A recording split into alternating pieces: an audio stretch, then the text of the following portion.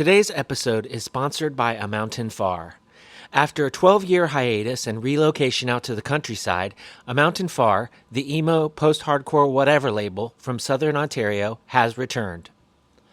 A Mountain Far previously worked with the likes of Bon Iver, Animal Faces, Fox Mulder, Cersei, and many more. Our first release in over a decade is a demo tape of the UK's Grim Harvest. It's 13 minutes of dark, blistering screamo and hardcore.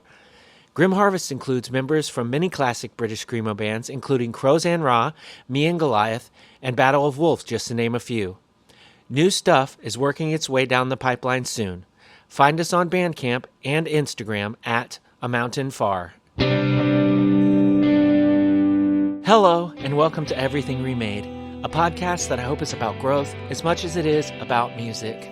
I'm Edie Quinn, and we have a great show lined up for you today. Before we get started, though, I'd like to remind you about our Patreon page at patreon.com/humanmachine, where you can go to sign up, read zines, get music sneak peeks, and so much more.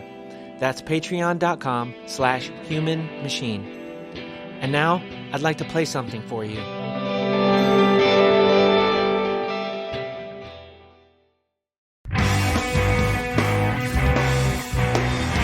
You're hearing Ring Rust by Tum, featuring my pal Nate Schenck on bass and sometimes vocals. The song is a first in an upcoming list of singles, which you'll be able to find on Bandcamp and other places soon.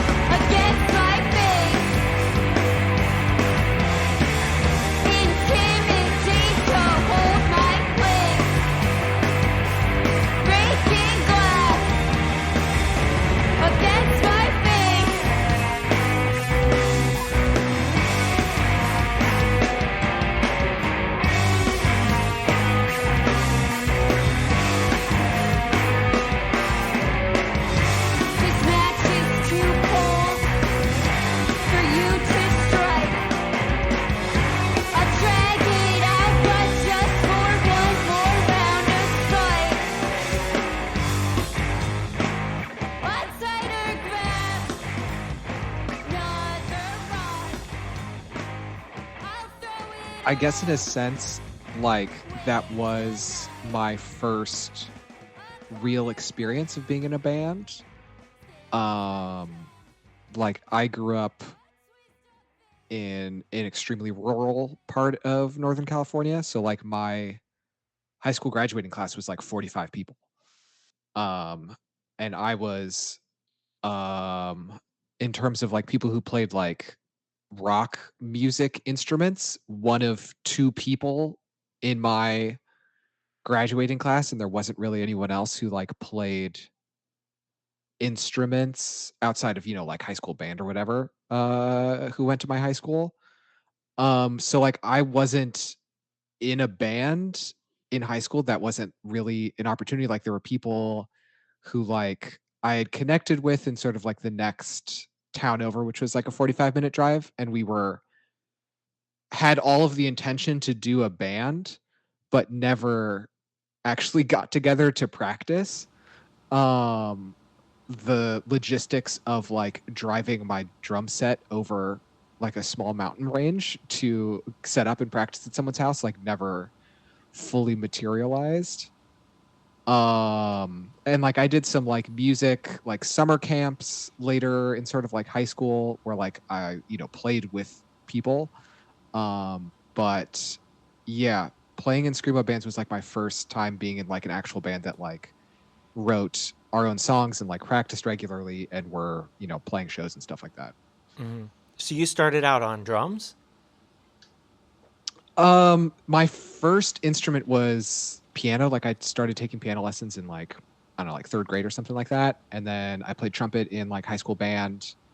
And then like over the course of high school, I taught myself drums and then guitar and then bass. So like at the time, like the whole reason I joined I'm Dead to Me is because like once I had gotten accepted to Columbia, like Tom posted in our incoming like freshman class like Facebook page that had been created for us and was like, "Oh, I'm trying to start a band, looking for people who like play bass and drums." Um, and like originally I was like, "Oh, I play bass." And then he's like, "Oh, my like soon to be roommate is actually going to play bass." And I was like, oh, okay, well, I play drums too. So that was the I just ended up on drums essentially. Um, yeah. Yeah, I actually did not remember that you played drums in that. it's that was so long ago. But Yeah. it's weird too because like I was looking and I was like, wait, this I don't know if this is correct because it's Discogs. It could be, it's usually correct, right? But I'm like, this Hmm. says 2013, and it feels like longer ago than that. But like Hmm. that was a long time ago. But Yeah. like, doesn't it? I mean, doesn't it in a way it feels like longer ago too? I don't know. It's just, Yeah. yeah, it's weird. Uh, it was definitely 2013 when that thing came when the EP came out. Mm-hmm. Because Yeah. That. Yeah. that was the first time that we met, right? It was Woglake, Fox Mulder, Lord Snow, and y'all at that spot in Chicago. That was like basically a garage, like barn kind of Yeah. thing. The Coach House. Yeah, okay. I couldn't It was remember like the name. in Lincoln Park. I think like some DePaul students lived there or something like that. Yeah, it was like we live in that building, but we can do this thing out here, kind of Hmm. situation, and it was really cool. But um, we had played Chicago before, and it was also really cool. But it was like a house, Hmm. and it was pretty packed. But like that that was like a way bigger space, but it was still Hmm. like straight up DIY, like no, like absolutely no kind of like um I don't want to say organization. I don't mean organization as in the people who did the show weren't organized. I mean there was just not an organization in charge of this Yeah. thing. And so it was like it was wild and it was honestly to for me it was a bit overwhelming because I was just like not expecting this whole, you know, um, this whole this whole thing, and then like yeah, I was just like we were out for a few days, and I was just like meeting people that were like I know who you are, and I'm like, this is weird. But yeah, I met a lot of people that night that I ended up, still being friends with, like 10 plus years later. So it's wild. Um, but yeah, so like you more or less like didn't start being in bands until Chicago until you went to school, um, Yeah. and from then like we you and I cross paths like a million times, and of course we'll get into all that. But like, what was like, once you had all of this sort of like you were playing by yourself and you wanted to be in bands when you're in California, and then you're all of a sudden in Chicago, like completely almost as far across the country as you can be, and then you got school to contend with, and Hmm. then you're like also like, well, I can finally be in a fucking band now. That's awesome. But like, how was all this like, you know, working out for you at the time? Like, was it just like this is fucking awesome, or was it like this is awesome but also kind of a nightmare? Yeah, I mean it was I guess the former. It was definitely exactly what I wanted to be doing and part of the reason why like chose to go to Columbia and move to Chicago, um, it was like, yeah, like in high school, like I just had the like physical urge to rock. Um so I was like, I have to get the fuck out of this small town. I need to go somewhere where I can like meet people who like the same kind of music that I do and play instruments, and so I can play music with people, cuz like doing like the sort of like music summer camps and stuff that I went to, I got like a taste of like, you know, playing with people and like hanging out with people who like the same music as me and like play instruments and like getting to like play shows and go to shows and stuff. And I was like, this is the thing that my body craves. Yeah. Um, yeah, So did you and know it people in Chicago already? I mean, you said like you met Tom through just like a board. So no, I didn't know anyone. Like so my mom's family is from like the suburbs of Chicago, which is one of the other reasons why Chicago was a choice. So like I had, I guess like a familial support network, but didn't know a soul. Just showed up, having met like a couple people from our sort of like, class Facebook group, and then just like, getting to know people in the dorms and through classes and stuff like that. Um, yeah. did you know like a bunch of bands that you liked from Chicago or anything like that? Or like, Nope. no? Not at all. Okay. So what were you Interesting. listening to? Like, give us a 5 by 5 of what was going on with you musically, what you were listening to Sure. when you popped in the dorm for the first time. Yeah. So like, let's see, late 2000s, early 2010s. So like towards like the end of high school, I had gotten really into like 80s hardcore and like 80s like post punk and like 90s post hardcore. And like I was fully aware of like the origins of DIY punk and like the DIY scene, and knew that that was a thing that had existed. Had no idea that it was still a thing. Didn't know about like modern day like DIY punk stuff, or like sort of the ways that like, like 90s post hardcore had like evolved into, like screamo and metallic hardcore and everything else that was going on. Just had completely didn't know that those genres existed. Um so like I was listening to like At the Drive-In,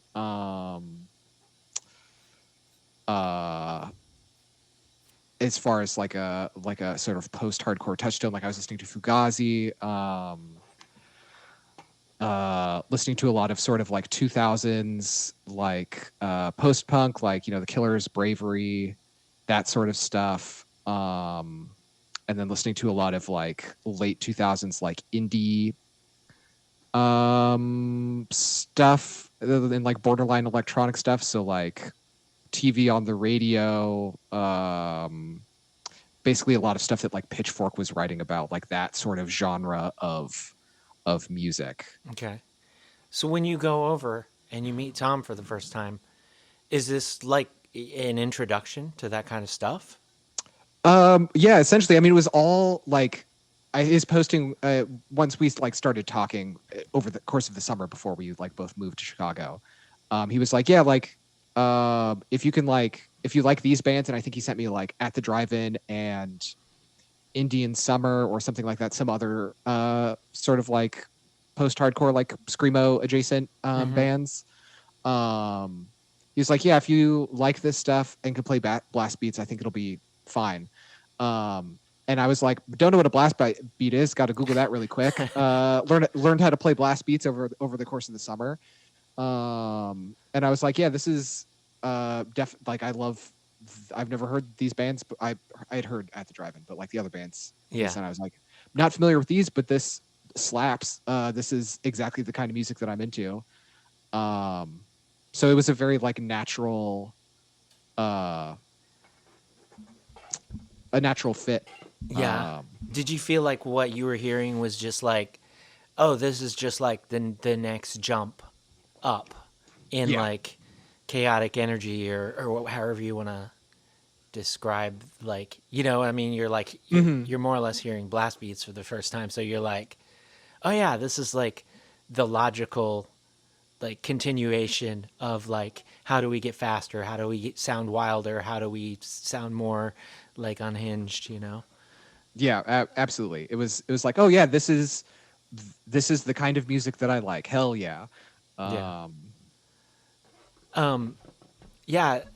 So like you kind of like spent that little summer before you moved like just like digging into digging into a bunch of bands and finding like this new thing to sort of like, I don't know if I personally like when I hear something new, I'll start getting a little bit obsessed, but like what were you like digging into this like on your own? Like, were you going down like YouTube rabbit holes? Like, was it Sophie's floorboard kind of thing? Like, how did you keep delving further and further into this before um, your direct exposure by like playing with local bands and stuff? I think that more happened once I actually like moved to Chicago. Like it started a little bit just kind of based on what bands like Tom and I had talked about. Mm-hmm. But like once I like moved here and we were like all hanging out and like especially like hanging out with Ben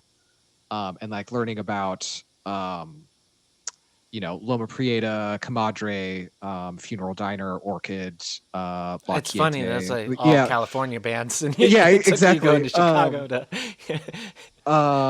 And like learning about like the East Coast like screamo bands and All like of Tom the Slatter's European. bands, Yeah, basically. yeah, Just exactly. And that's when I like learned about like Sophie's floorboard, getting some stuff from Tom, especially like once we moved in together sophomore year. There was a lot of music sharing happening at that point, so I was like catching up on 15 years of screamo music in like a few months as the band like was sort of like starting and like we were like writing songs and stuff. um so like especially on like the earlier stuff, my drumming is more reflective of the stuff that I had been listening to prior to that. So it's a lot more like post punk and like indie drum beats and stuff like that. It wasn't until sort of like the second batch of songs that we started writing where I was like, I need to like think about screamo drum oh, style. huh. Yeah, I guess it's different when you're coming to this stuff like in different like sort of um increments, or I don't know how to put it, but like because I more or less started like I think that I think that I could play drums for a long time before I actually got a drum set. So like I don't really know how to like gauge that, because like the first time that I ever got behind a drum set and and someone was like, "Oh, you try it," I could do it. So like, Mm. um, so I think by the time that I got a drum set, which was like, I mean, that was like 1999, and I got a drum set to start a screamo band. So like, I already had the reference point, But when you were saying that, I thought it was really interesting because I don't I talk about this a lot about how like sometimes you can listen to an album or something and you're like, "Ooh, this drummer sounds like he or she or they like don't usually play this kind of music." Hmm. Right? And I find that shit fascinating. I love it actually. Like I'm like, listen to what this drummer is doing that other drummers who are more familiar with this stuff like they wouldn't do that, because they have the reference point of like, this is what you would do while someone Hmm. is playing this kind of riff.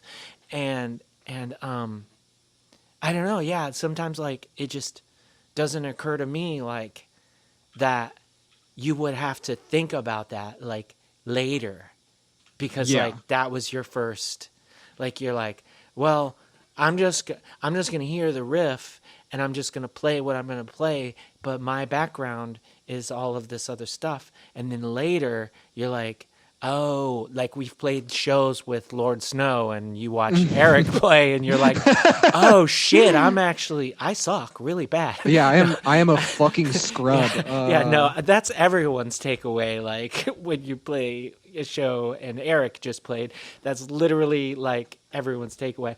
But like, yeah, Yeah, or it would give like you seeing like that. Ito play or something like that. You're just like, Jesus Christ. Like, Right, right. ugh. Yeah, I mean, talk about two of the most talented like people behind a drum kit, like in the same, just back to back like that. But Yeah. yeah, you would be like, oh, that's like this is what that kind of thing is like. Yeah, but Hmm. I I wonder sometimes, I've had this idea like I want to write a record that's like I want it to be like a whole project, but I want to write a record that's like bad on purpose. Because like I don't know if you can like do it. Hmm. Like, you know what I mean? Because like you because if you're kind of good at what you do and you're like I'm gonna do this bad on purpose. Like I'm gonna write songs. These parts they don't make sense together. They're not good.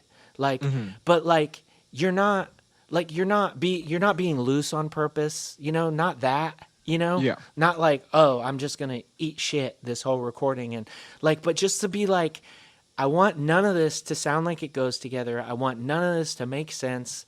I want it to be hard to listen to, just Hmm. awkward as hell, and do something vocally that's just like obnoxious or something, Hmm. and just see like what happens. And at that point, you would have to be thinking about every instrument Hmm. as in that way to where you were like, I don't want this to make sense. Like, what's the furthest I can go from what that guitar sounds like to what I can do on the drums, and Hmm. like a Lars thing, just like how it's like, oh, it's always so counterintuitive, Um, Yeah, that's such a like a specific choice for like a project. I feel like I mean it is an artistic choice.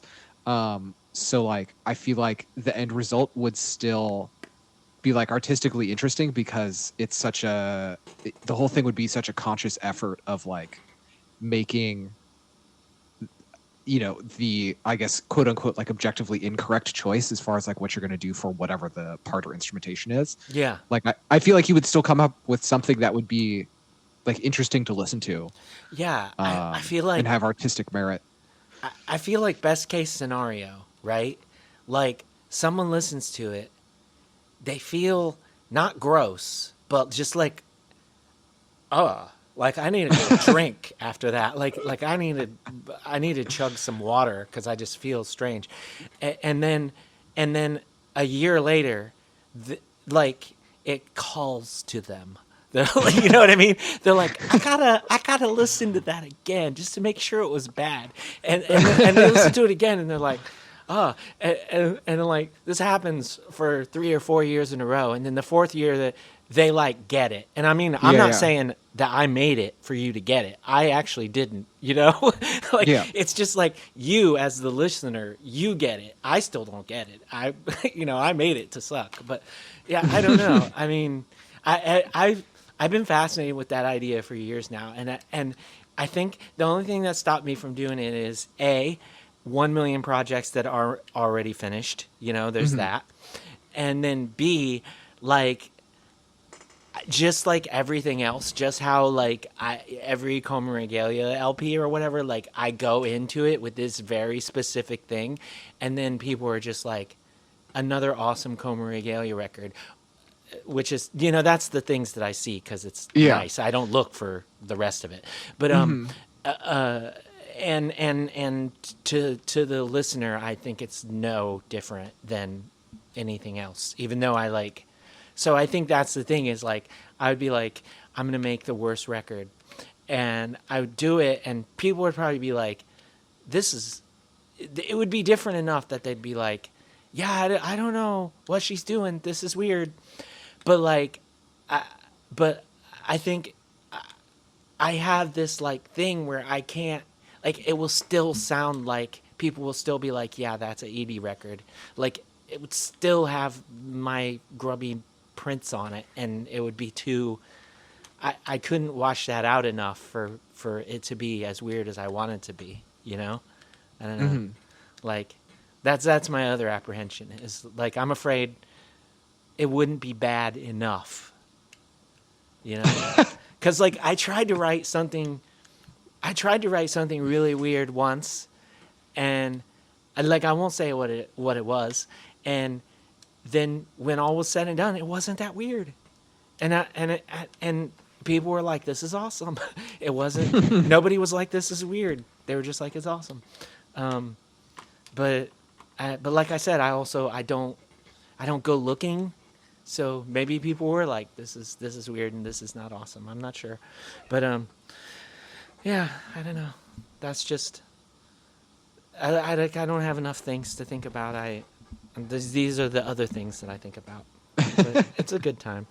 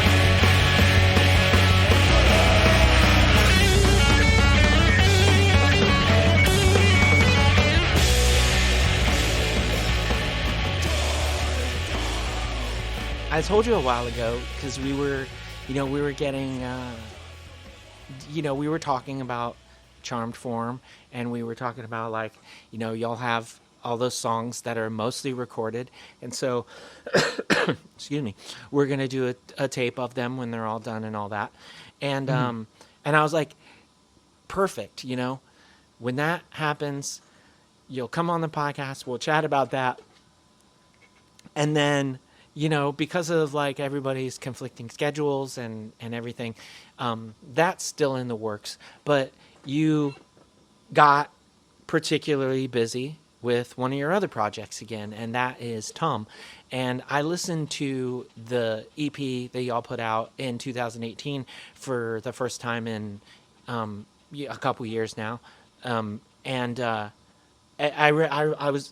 was like, oh yeah, this was like really good, and I almost kind of like forgot what it was like.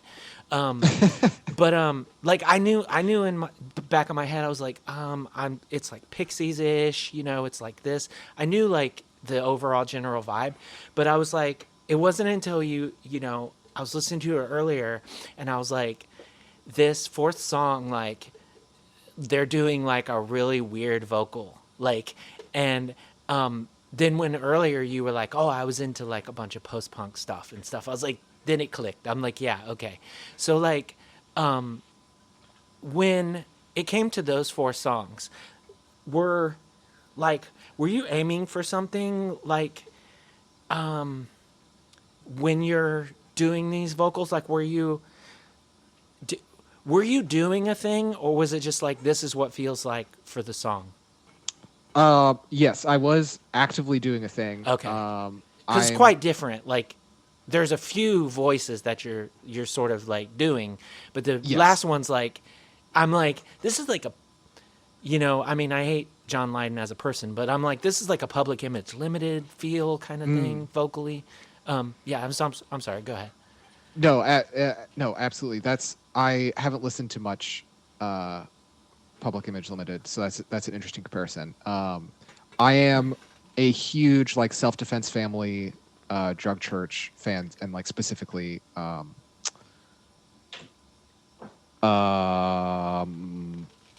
the vocalist whose name I've Yeah, I'm. Pat Kindlin. Oh, okay. I really love his vocal style and like the way that he writes lyrics and also the way that he writes comic books. But uh I was doing my take on like that style of vocals, like specifically more of the like Self Defense Family esque Mm-hmm. stuff. Um the so that EP, there's a lot of drama that's now too old to burden anyone with, but it we like rushed finishing it and like writing it for reasons. Okay. But like originally, like Maddie, when we like came up with the idea for the band, like Maddie was going to do all of the vocals. Um, and so basically, when we kind of were like in the process of like starting to play shows and writing the songs and like trying to record them and get the EP out by like a certain point in time, um, the sort of like crunch that was created by that meant that like Maddie coming up with everything to do all of the vocals on all of the songs, and like she hadn't really done vocals in a band before, and like that task of like learning to do all of that and playing guitar at the same time was understandably like kind of too much. Yeah, it's just like um we gotta pitch in here. yeah, Yeah. so that's basically the only reason why I started doing vocals in the band, was to help out with that workload. And like specifically the fourth song, I wrote most of that like on guitar. The other three songs Jack and Maddie kind of wrote, but that last one is something that I wrote and like gave to them to play on guitar. So that's why I do vocals on that whole track specifically. Okay. um So on the newer stuff, is it mostly Maddie doing the vocals, or is it still just like a little bit of back and forth? it's mostly Maddie. So the lineup has changed considerably. So right at the tail end of 2019, Will, formerly of Droughts and like Space Blood, he's in Rust Ring. Um, he joined on drums, uh, and our friend Britlin joined on bass, and I moved to guitar because I was writing more of the songs on guitar, and it made more sense for me to play guitar instead of bass. And also we wanted Britlin to be in the band, and that's the way that worked out. So like we wrote two songs right at the end of like 2019, early 2020. And I was like, cool, I'm going to be playing more complicated guitar stuff now. I don't want to do vocals and also do complicated guitar stuff. So the plan was for Maddie and Britlin to just take over vocals. And then Will broke his foot. And then the day he got his cast off was the day that Chicago went into quarantine. Hmm. um, but as we've finally started to add vocals onto the songs in the last like 8 or 9 months, it's mostly just Maddie doing vocals. There is one song where I do vocals during like one part of the song because it's not super feasible for Maddie to play the guitar part that she's playing and also try and do vocals at the same time. So I'm just doing them. Mm-hmm.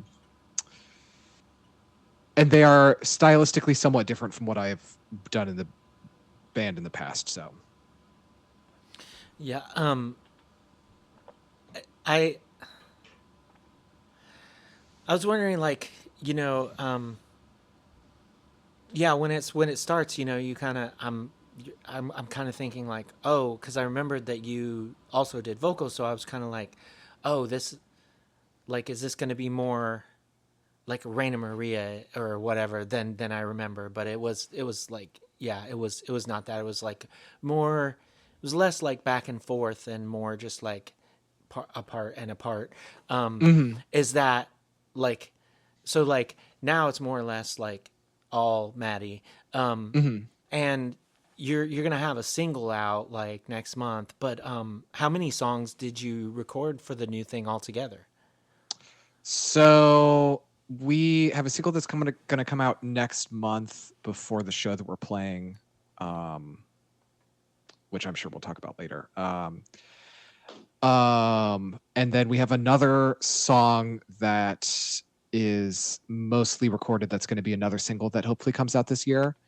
Sort of as a way to between the two songs, sort of reintroduce people to the way that the band sounds now because it sounds different and there's completely different people in the band and I'm playing a different instrument.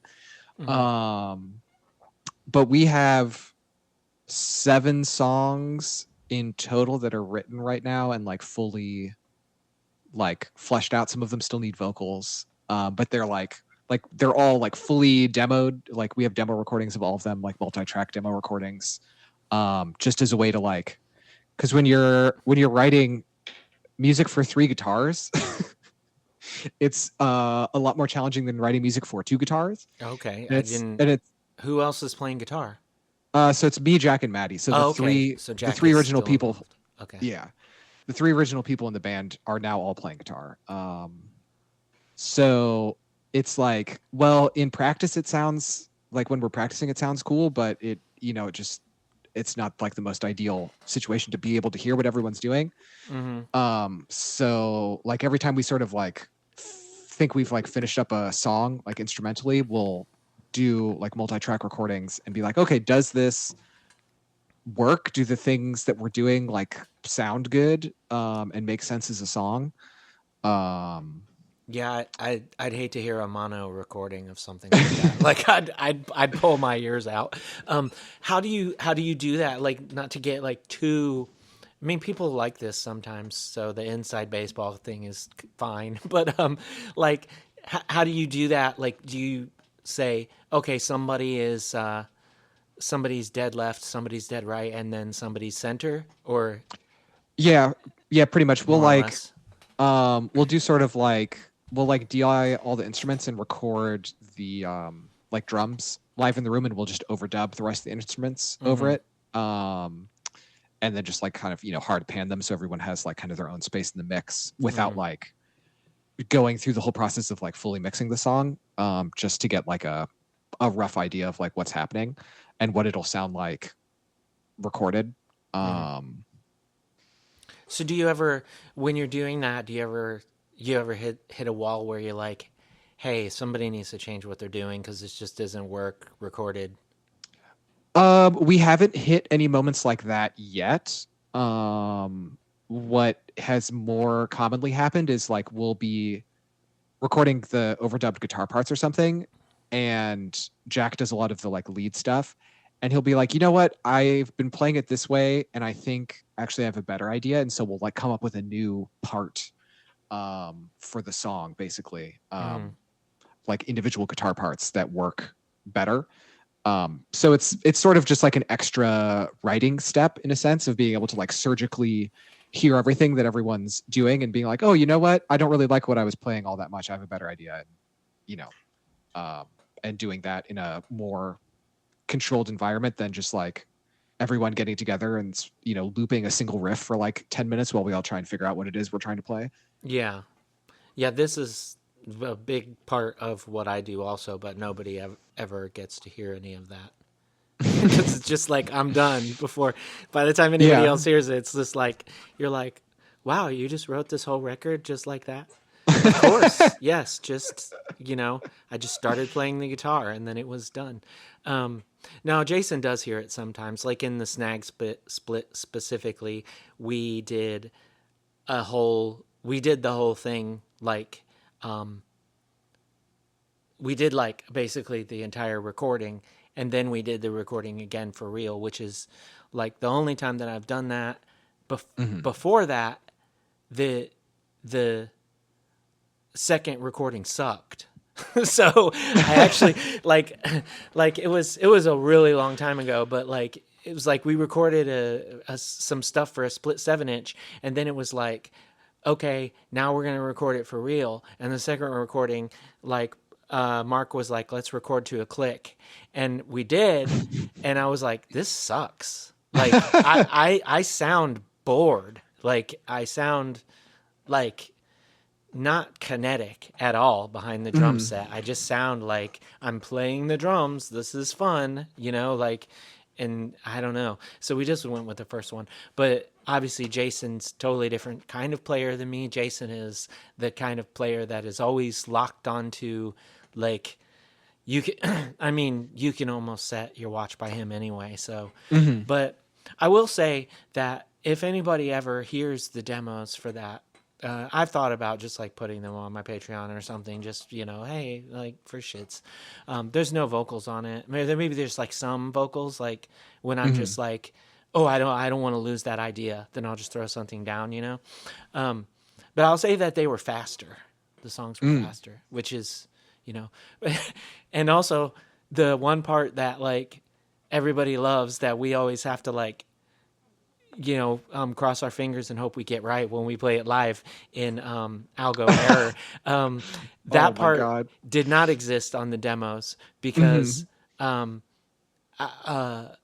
basically the song, the way that Jason sent me these drums and I wrote the song, then I was like, there should be one more part.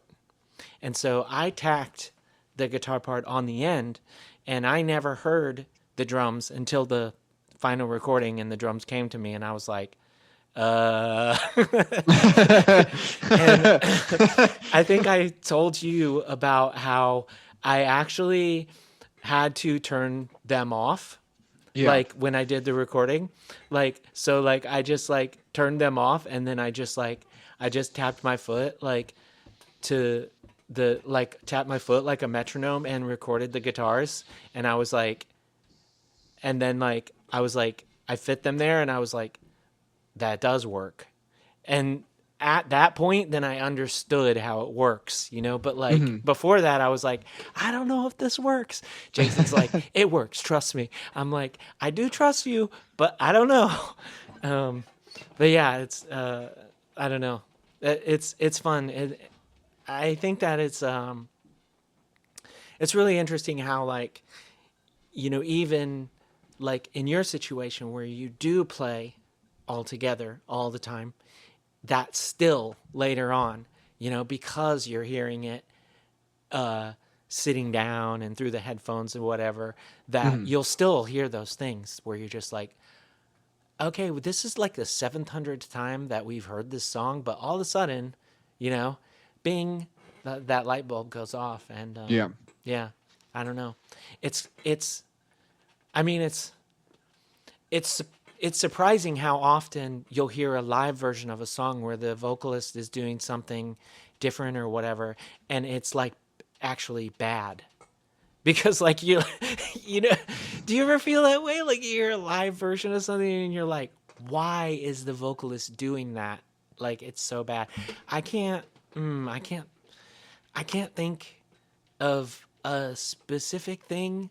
I feel like probably Morrissey is, Yeah, like, that would be my first instinct. I don't there's nothing that's coming to mind. yeah, you're just But like, oh, you in terms fucking of people ham. making Yeah. bad post uh post like release of music changes to the music, that seems like probably a top contender.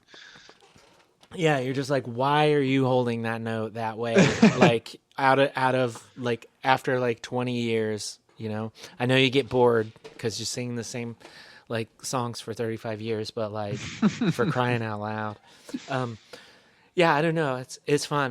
You know, I love pretty much everything about this stuff except like the thing that I don't love is going on the internet and telling people that it exists. I don't love that. So this is better for me because I'm just telling people that other people's bands are cool, and I'll do that all day long, no problem.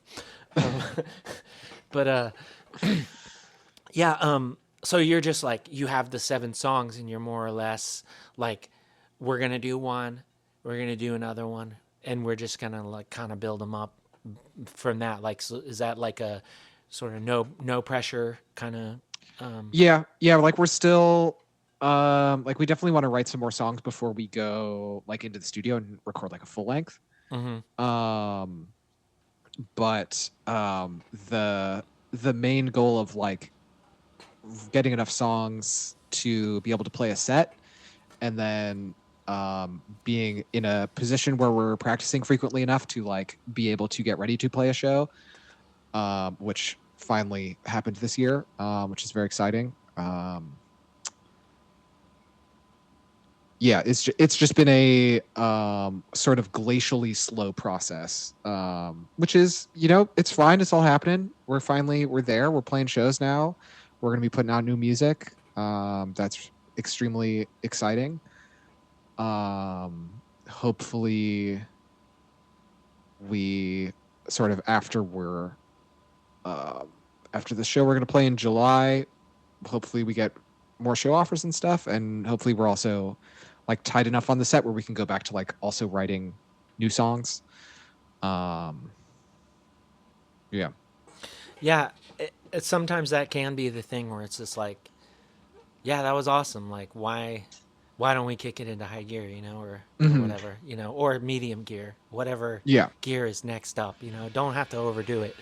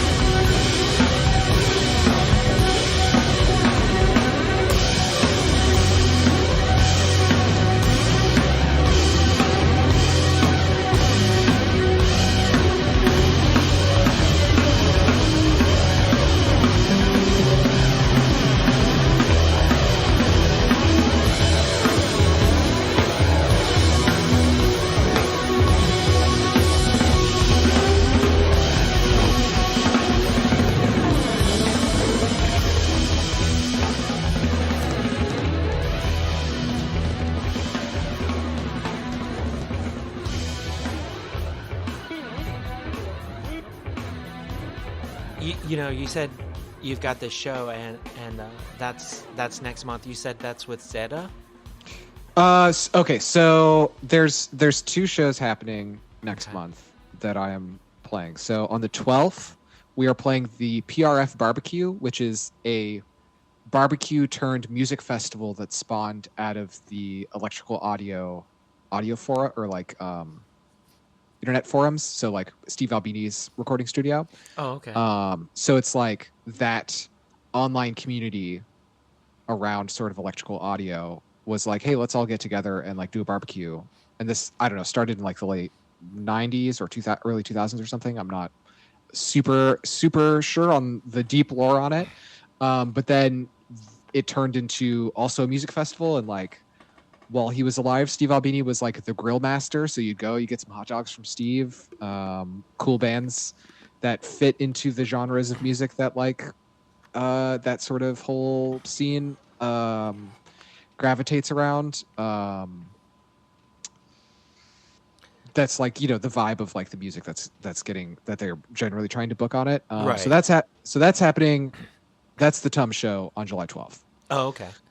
Um, Me, Will, and Jack. So 3/5 of Tum are playing on the 18th with Zeta at Cobra Lounge.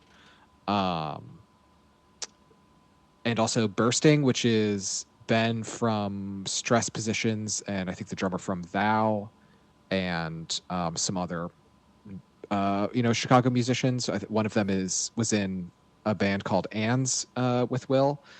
Um, so we're going to be doing. Will has a solo project that's like sort of like ambient, free jazz, like drum and synth stuff. And I recorded his new record like last September. And that's like singles for that are starting to finally come out, and it's going to be like an EP and a record. What do you mean by that? So he's doing like an EP first, and then Oh, at it's some point, two. yeah, it's like Oh, two okay. different releases. Okay. So like we recorded like 5 songs that are like him playing drums and synths and like some guitar, and then me, Jack, and Will just like jammed for a few hours in the studio and kind of got a few tracks out of that, and then those ended up getting like the best parts of the jams kind of got like cut up into separate songs. So Okay. like 8 tracks has turned into like 11 tracks across the like 2 releases. Okay.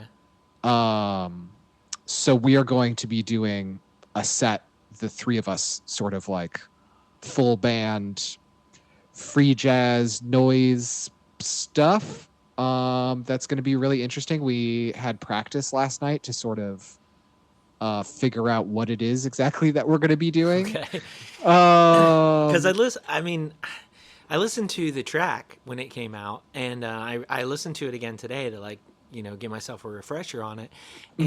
and I mean, it seems like there's definitely enough there where you could more or less play it faithfully, but like also if the whole contention of the project is to be like like Improvisational. yeah, improv like with jazz influence, etc., then maybe you don't want to. So it's like, yeah, that I am interested in hearing how you say we're playing this song, but like how do you decide how you're playing that song? Yeah, we're not even going to make an effort to play any of the things that are on the record. We're just going to just kind of go for it, Oh, okay. which is not my area of expertise in any way, shape, or form. So it's a little bit frightening, Yeah. because I really like to be prepared when I do things. So the idea of just being like, we're gonna have like, I don't know, like 5 riffs that we're gonna play at some point and just kind of Yeah. YOLO it I'm is yeah. a lot. Yeah, I'm trying to think like because I'm like 5 or 6 different people, right? So like there's a day out of the month when I could show up and like I'd probably impress people. They'd be like, "What?" Like I didn't. And then every other day, like I would be a deer in headlights. You know, like I'd be like, Hmm. "What is happening?" Like I need to know what part of the song we're in. I need to know, like what I'm supposed to be doing. Um, so yeah, that's really like. So you're releasing the EPs, the record, and it's like we're gonna go play these shows to support these EPs, but we're not actually playing that stuff. So do you, when you're practicing for it, do you have like is there like a sort of line that you're trying to follow? You're like, okay, we're gonna start with this kind of intention. We're gonna work through sort of some themes or some musical like sort of like loose formulations, and then we're going to end up in this other area, or is it different every time? So the current plan is um we have we're gonna have some like, I don't know, like 5 to 7 riffs or something that Okay. we've like already jammed on before. So we're like, okay, cool. We know that this is a riff that we all are familiar enough with and kind of know sort of like where we can go with it. And we'll just play those and see what happens. Okay. So like it'll be like, I think of like Will starts playing drums and then me and Jack sort of like hop in and doing a thing, and then it just sort of evolves, and we do that for, I don't know, 5 or 7 minutes or whatever, and then we somehow manage to transition to the next thing. And do you That have is these things in a list like nope. one, two, three? No, it's just like No. it's just like, are you doing the other thing? Okay, I guess we're doing the other thing. Yeah, that's like we all sort of like practiced together for the first time since we like did the jams like last September or whatever last night, and so that's how we think we're going to do it. Mm, We'll see. We're gonna practice a couple more times, and we're gonna see what yeah. we're gonna see what happens. Which is like when I prepare for like a Coma Regalia show, I am so hyper focused on like knowing everything backwards and forwards, and I like practice every single day for like at least 2 weeks before whenever the show is, to like really just get super dialed in on everything that's happening in every single song. And that's the kind of focus I usually and like preparedness I like to approach things with, especially when it's like, because like it's Will's project and he's, I guess, the band leader.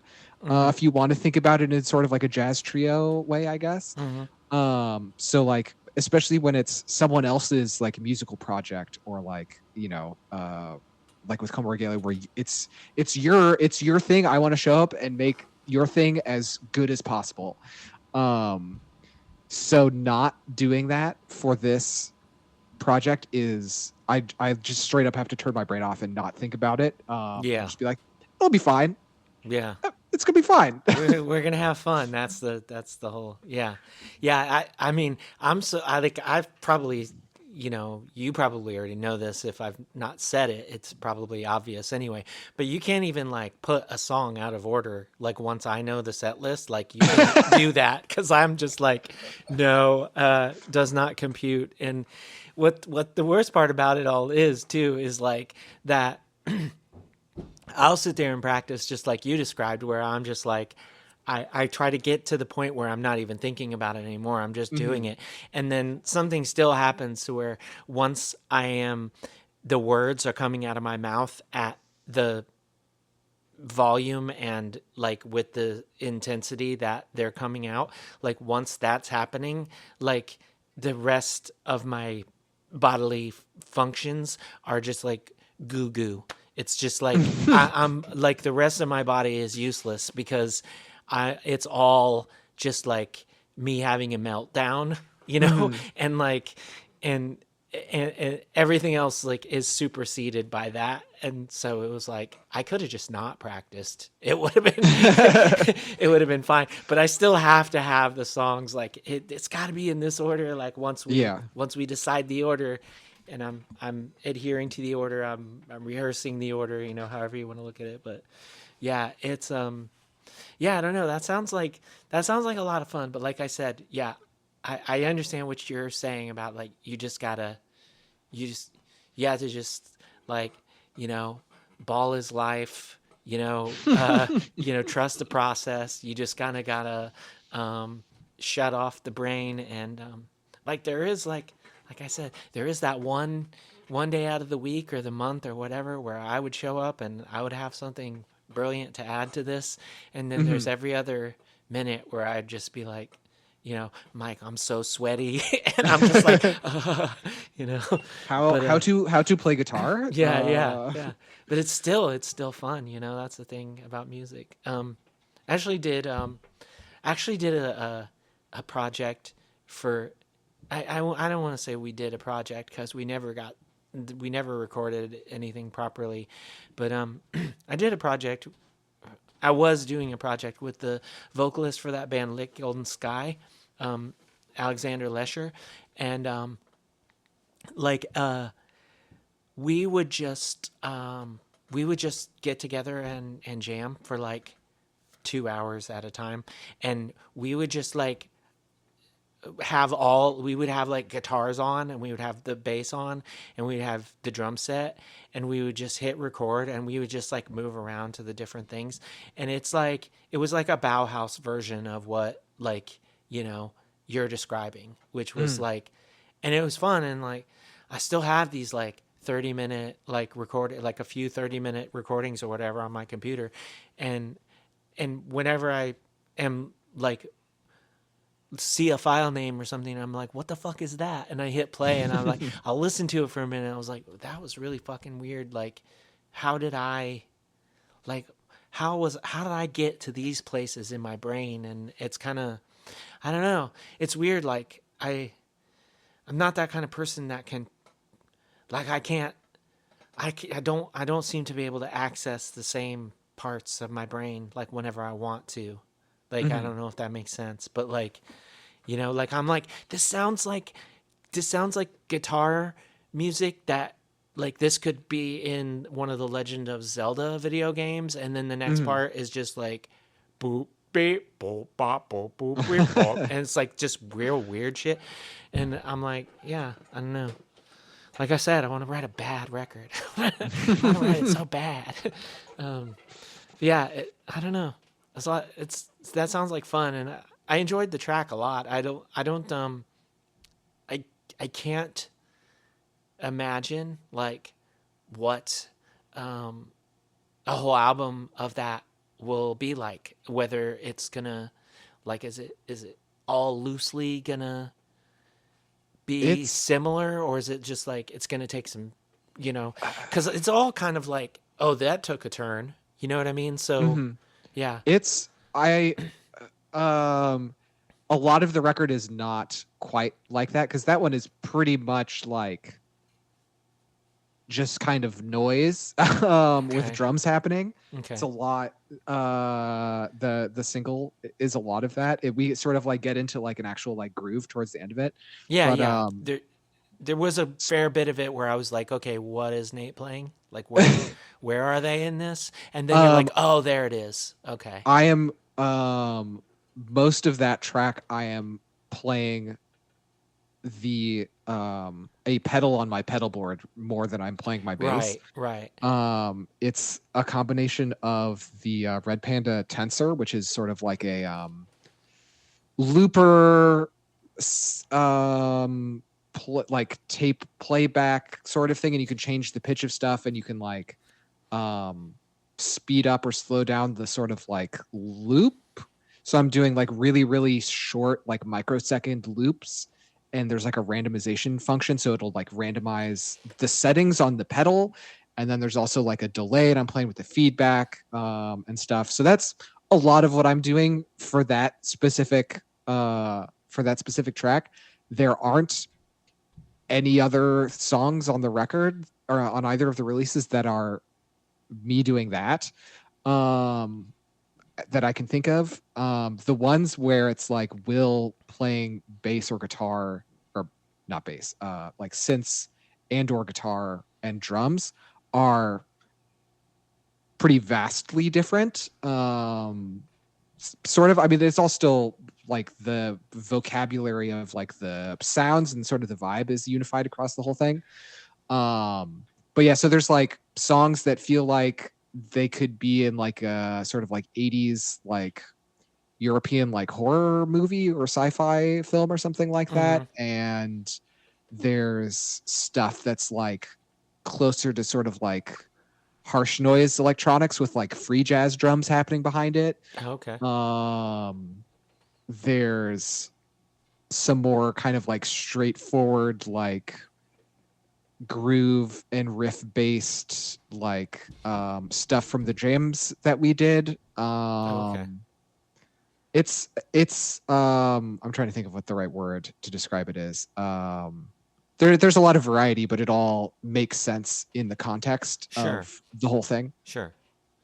And how hard did you have to like keep yourself from like buying a bunch more pedals and stuff from work, like so that you could like, oh no, I know it would be perfect right here.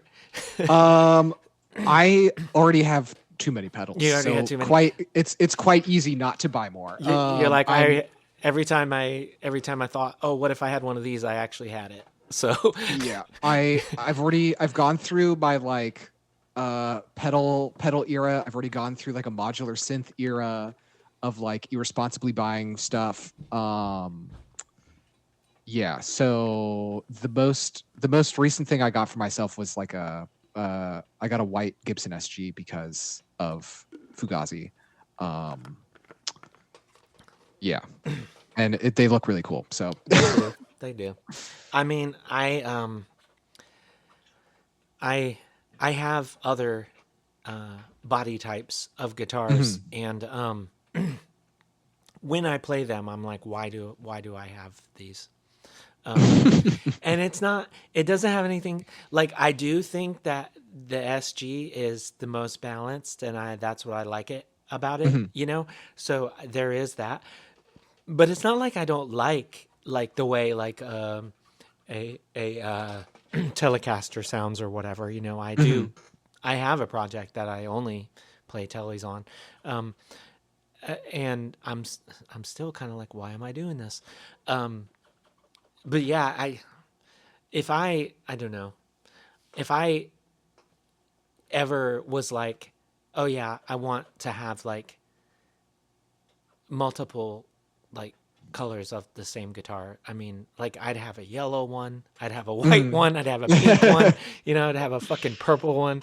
Like, Hell yeah. but yeah, I mean, uh, like you couldn't like you could to me you could put the exact same colors on like any other guitar. I'd be like, that looks fucking terrible.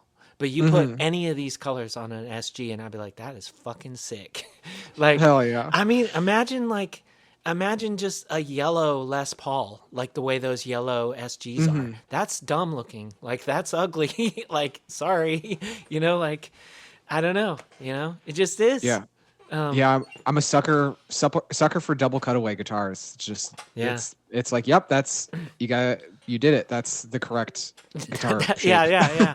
Everybody's always like, everybody's always like, oh, I hate the way that these are. Like they're so imbalanced, and I'm like, I don't even know what that means. Like I am such, like I am not, I I am not a guitar player when I'm playing guitar in front of people. I am a Mhm. little feral animal. Like that's, so I don't know what you mean by imbalanced because chances are, I'm not making it through this whole thing on both my feet, So Mhm. like, yeah, I don't know.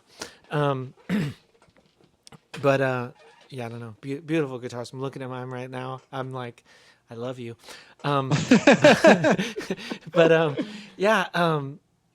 yeah, so that's awesome. Like I'm excited to hear the new Tom songs and the rest of this al- album and EP that you've done. Um, what I know that the last sort of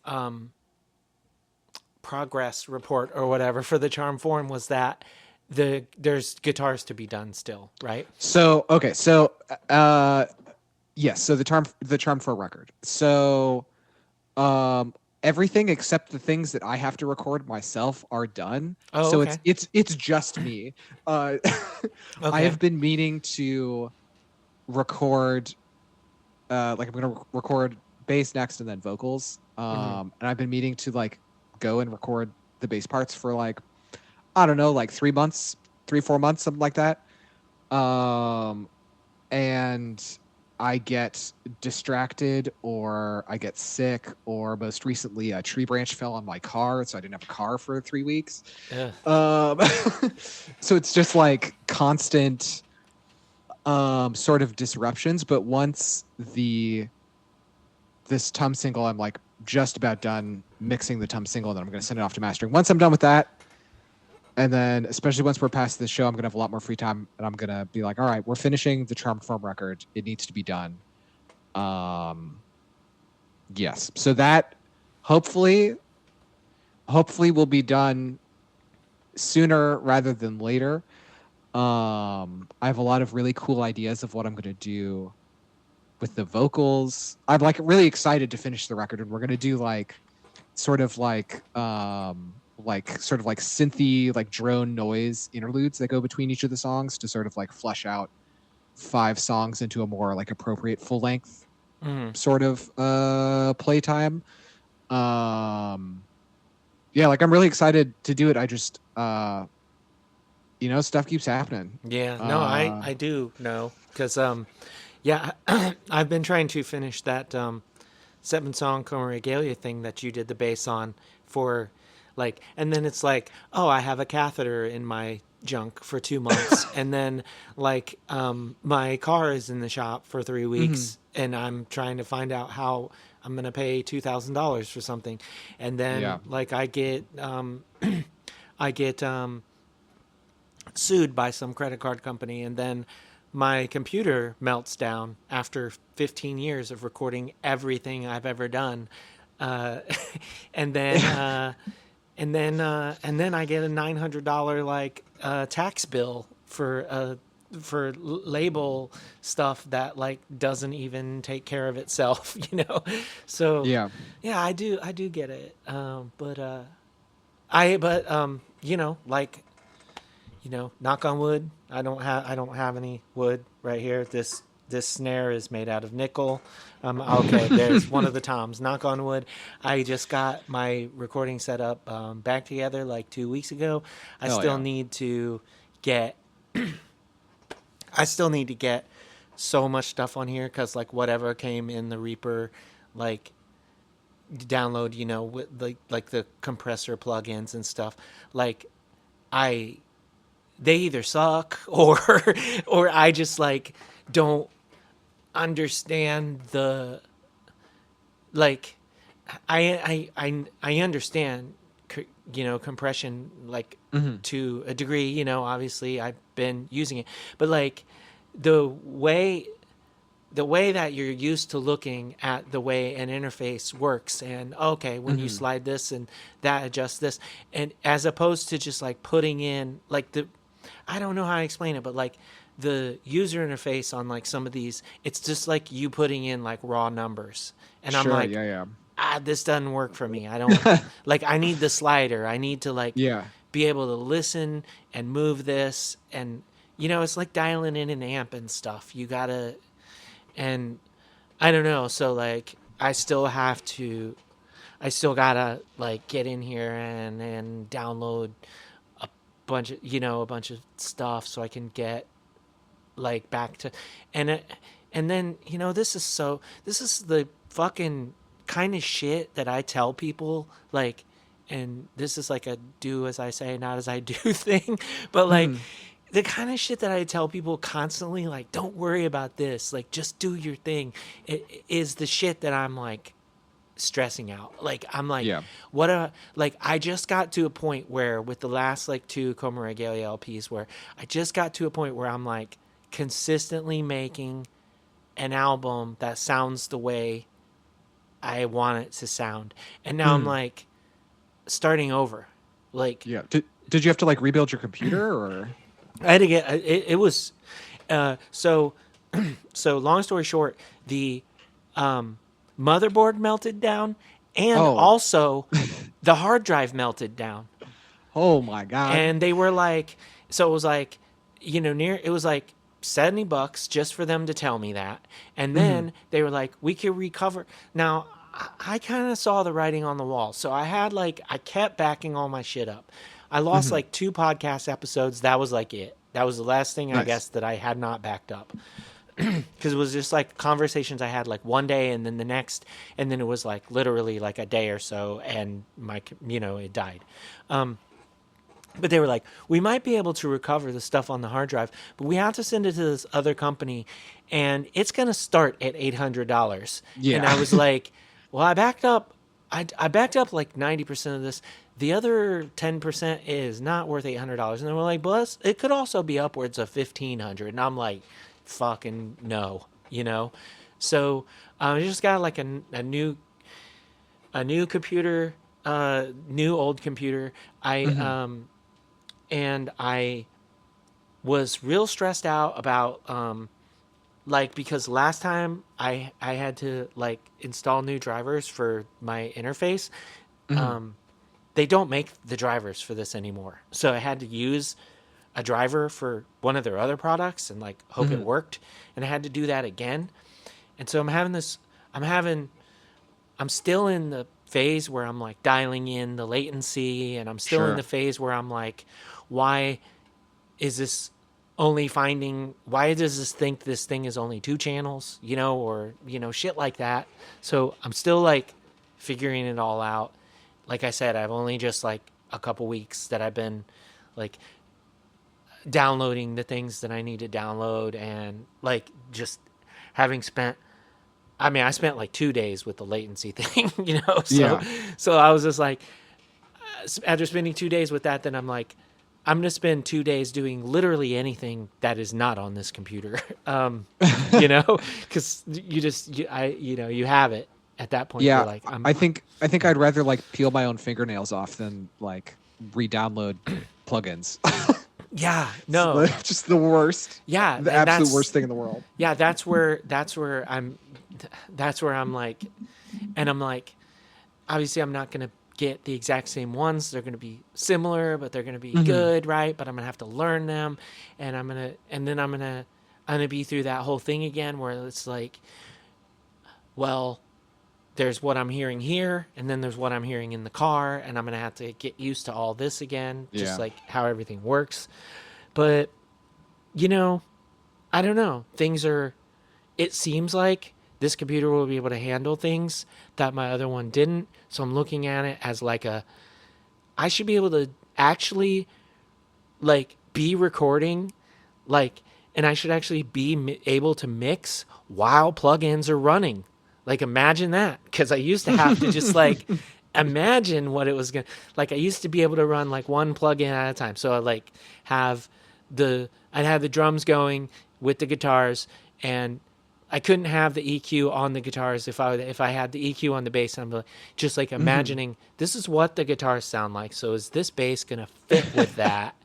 Yes, it's good. That's gonna work. And then I had to dump it all down, listen to the car, and be like, it worked. Or I'd be like, oh shit, I'm a little mid heavy on that bass. Like I need to Mhm. come down and I bring up the lower mids and take down the higher mids, or whatever that I'm doing.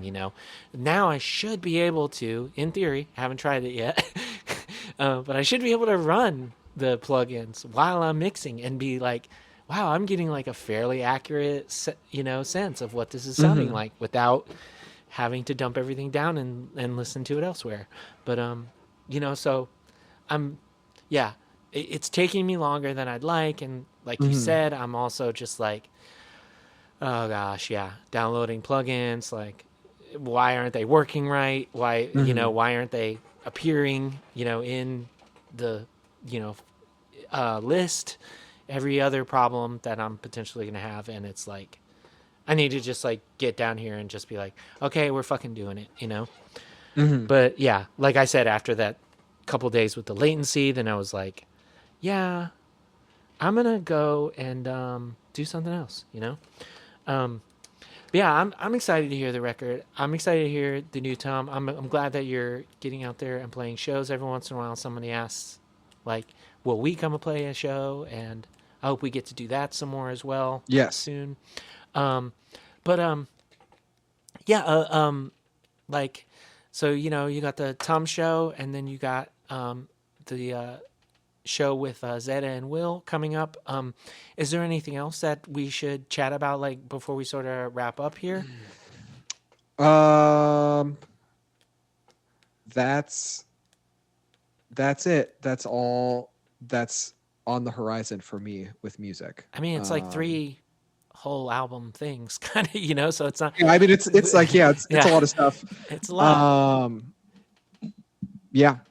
Um, And when did you say that the Tom single is dropping? Do you have a date for that, or is it we just don't have like, a date yet. okay, okay, So hopefully so like the show's on the 13th.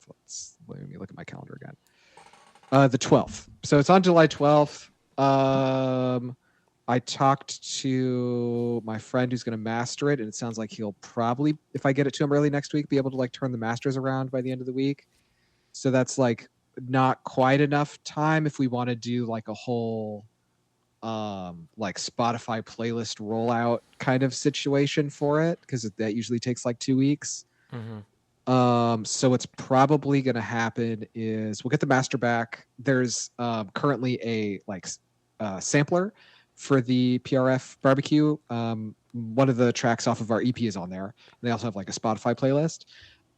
And so what I've already set up to have happen is once we actually have the single, the one of the people who's running the fest is going to swap out our song on like the sampler. So I think basically we're gonna soft launch the single on the sampler, and then have all of the, whatever the kind of bullshit press stuff that needs to happen to like put out a single if you want people to listen to it Mm-hmm. happen in its own time, and then simultaneously like released on our actual Bandcamp and Spotify and everything like that. Yeah. Probably at What's some point in July. It's hard to say. yeah. Uh, What's the where can people check out the sampler like of what the, you're the the yeah, let show? Yeah. me I can absolutely find that. You said it's called PRF? Yeah, PRF barbecue, so BBQ. So I bet let's do a test here. PRF BBQ band camp. Yeah, so if you literally just Google PRF BBQ and then Bandcamp, you'll get their Bandcamp page, and it's the 2025 one. And we are the third track, which is not bad placement on a 27 track sampler. I'll take it. It's not bad. Yeah. That's always it's always so weird when I'm doing like comps and stuff. I'm like, I don't know, like I do it like for I try to do it for flow, you know? But then I Mhm. always wonder like are people like are people like disappointed to be the last song or whatever? Cuz like I'm always like the last song ought to be a banger, right? Yeah. Cuz you know what I mean? But like that's different cuz like people aren't people aren't encapsulating that to present as a thing like I do like the CDs, with that. So Mhm. like that is like a compilation album, and that's different, but yeah, I've always wondered about that too, like you know, do people when they go on Bandcamp specifically, like I just released this comp, do they go and do they listen to it like an album, or do they listen? I can't look at the stats. Like I know I can, but I can't because that is Yeah, yeah. discouraging to me. I do not want to I hate know it. what is Yeah. happening. Like why I don't know. I don't want to know why you dropped off like 15 seconds into like a 45-second track. Like, give me a break. Like what was so important? Like, oh, your house caught fire. All right, that's fine. I understand. But otherwise, like what?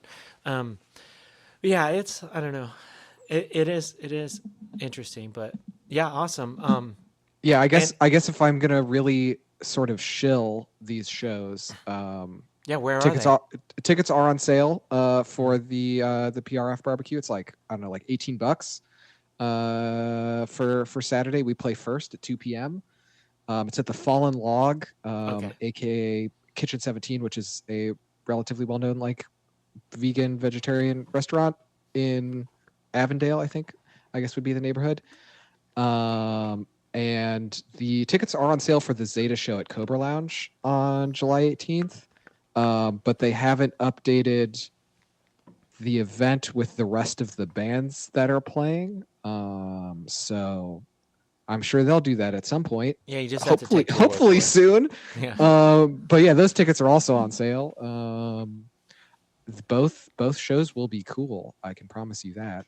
I bet they will. Um, I was gonna ask. Now you said that the barbecue is at a restaurant now, so they didn't so hand the grill master title over to somebody else. Like yeah, so my understanding is that they don't because Steve's gone, R.I.P. right, right.